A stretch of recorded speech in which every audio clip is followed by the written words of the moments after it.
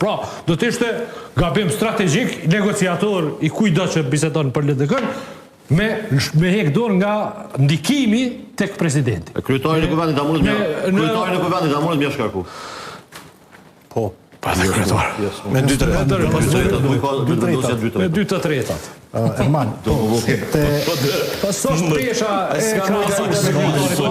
Përshë që diçka po met ka dhe zoti Kurti del si një politikan i cili është i papërshtatshëm asnjëherë me bashkëpunu me to, sepse njëherë e gjet një justifikim, një deklaratë zoti Agim Veliu e prishin një koalicion qeverisës, mas nesër. Po jo. Ti s'mundesh me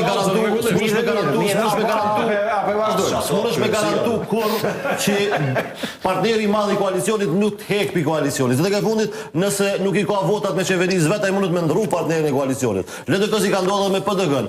E ka rrezu qeverinë vet PDG-ja në kohën kur ka qenë Isa Mustafa kryeminist. Kështu që ti s'mundesh me marr garancë për asnjë subjekti politik. Kush e ka rrezu? PDG-ja ka rrezu qeverinë. Cila PDG bre?